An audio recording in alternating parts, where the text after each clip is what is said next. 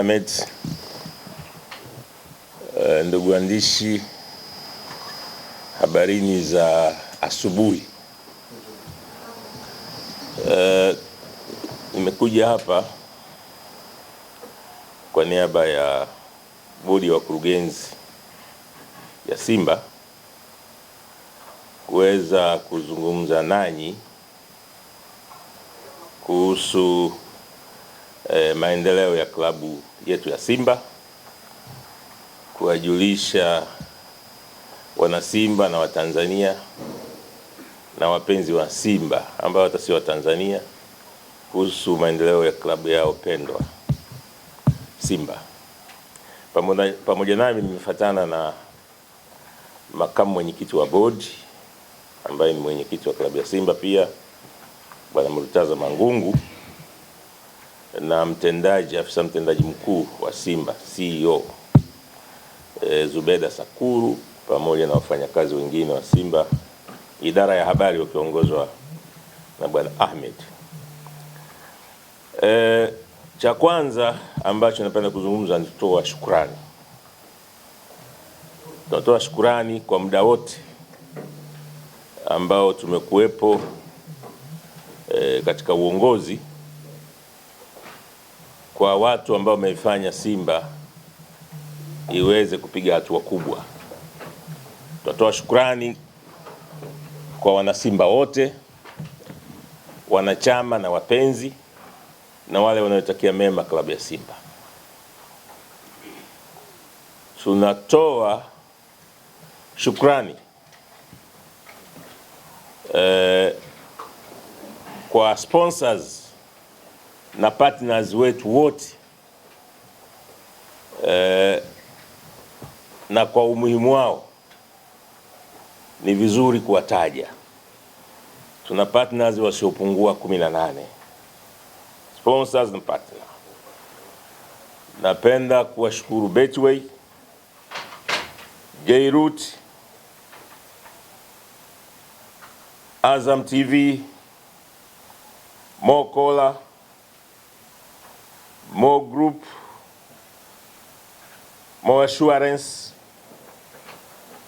Mo Foundation kwa ajili ya CSR, toaji kwa huduma kwa walengwa wanaohitaji, Premier Mobile, Serengeti Breweries, kuna Simba Mastore, kuna benki ya CRDB, NBC, NMB, Equity, na bila kusahau mdau mkubwa serikali, sababu serikali pia ni mdau mkubwa katika maendeleo ya Simba. Lakini pamoja na hayo yote, shukrani za pekee zimwendee Mwenyezi Mungu kwa kuweza kuwezesha hayo yote kuweza kufanikiwa. Kwa hiyo si rahisi kwa klabu kuwa na sponsors, kuwa na partners wa kiwango hiki karibia 18 katika ukanda wetu wa kusini mwa jangwa la Sahara.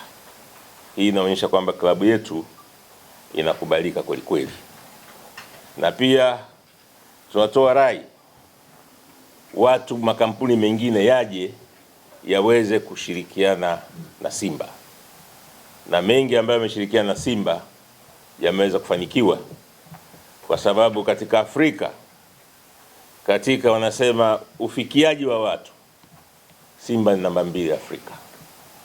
Baada ya Ahli, sisi tuna platform ambazo zinafikika duniani kote. Zaidi ya watu kwenye milioni 12 duniani wanafuatilia platform za Simba za social media. Kwa hiyo ukiwa partner na Simba unaifikia dunia, sio Tanzania tu. Kwa hiyo tunakaribisha watu waweze kuendelea. Napenda kuongea kuhusu swala la transformation. Nakumbusha hapa ni wasahau Air Tanzania, ni wadau wetu wakubwa. Unajua nililisti wanaoleta hela tu, nikasahau wanaotoa huduma. Air Tanzania nao wanatupa huduma, tunapata discount nzuri sana kila tunaposafiri na Air Tanzania. Kwa hiyo shukrani sana Air Tanzania. Jambo la pili ambalo ningependa kuambia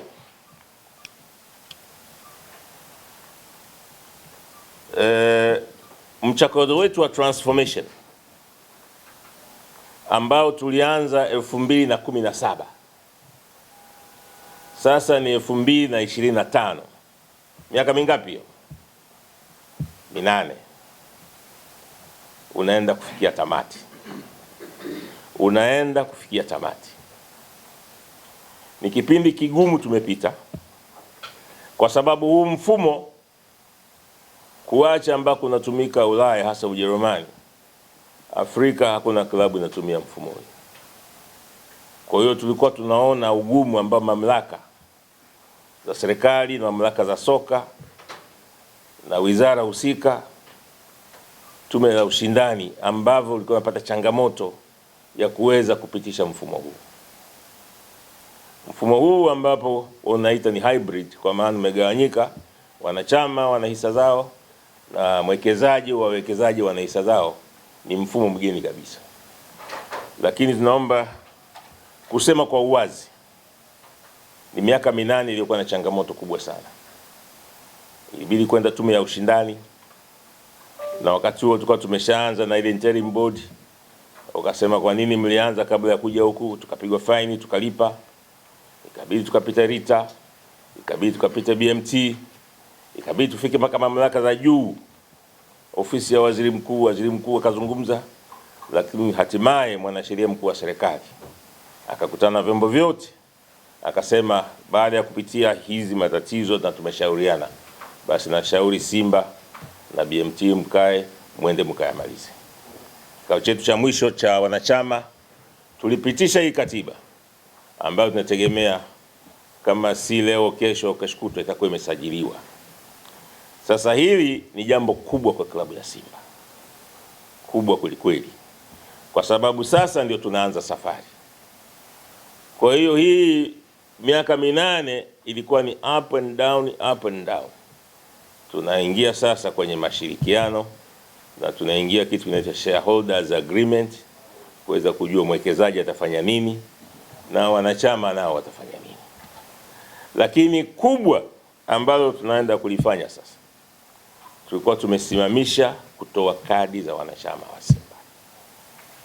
Sasa tunaenda kutoa kadi za wanachama wa Simba, na nawahakikishieni tunaenda kuwa klabu ya kwanza tena yenye wanachama wengi, sio Tanzania tu.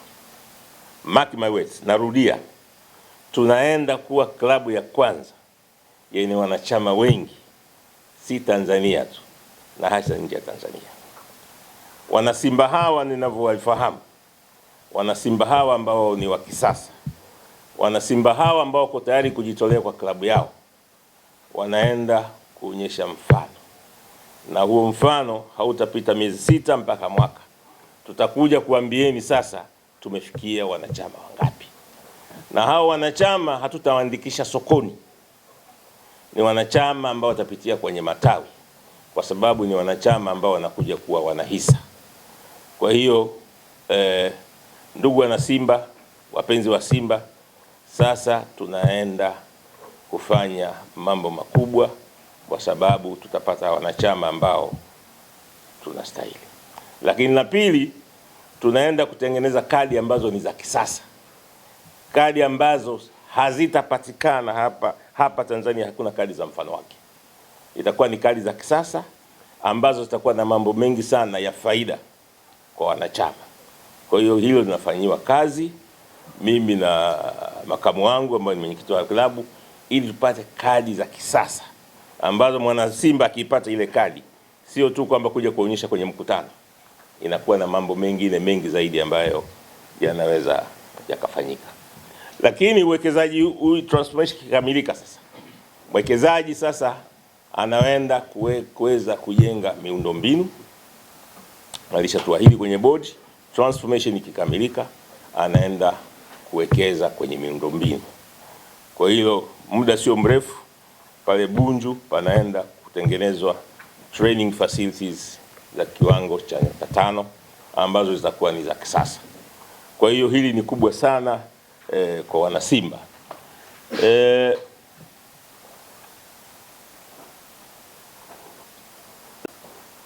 Kumekuwa na maneno ya hapa na pale siku za karibuni. Sasa naomba niseme sisi kama bodi tunazungumza kwamba Simba ni moja. Sisi tuna bahati, tumepata mwekezaji ambaye kwanza ni mwanachama wa Simba, na mwekezaji huyu kwanza akiteua wajumbe wa bodi karibu wote wana Simba. Kwa hiyo Simba ni kitu kimoja, ila tunakutana kwenye shareholding kwamba huyu ana 49, huyu ana 51, lakini wote wanaoingia kwenye bodi ni wana Simba.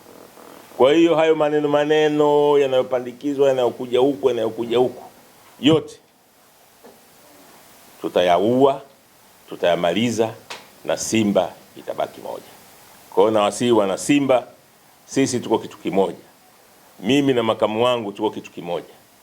Kwa hiyo Simba yote itakuwa ni moja. Na mwekezaji ni mwana Simba.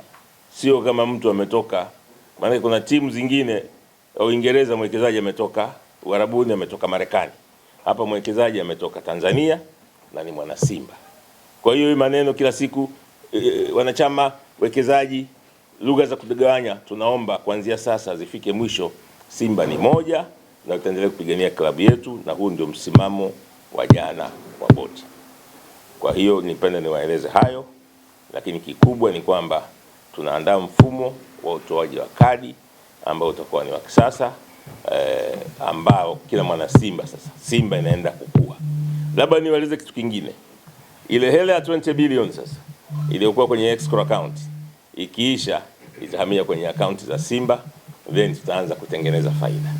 Na katika sehemu ya mapato ya kadi pia yataingia kwenye endowment fund, tutaanza kutengeneza faida. Sisi ni klabu ambayo tutakuwa na pesa nyingi kuliko klabu zote. Kwa hiyo hili ni swala la muda, tunaenda kutengeneza timu ya kisasa ambayo iko na uwazi, yenye good governance. Yenye good governance. Narudia tena, yenye good governance. Usikubali kupotoshwa. Baada ya hayo machache, si mengi,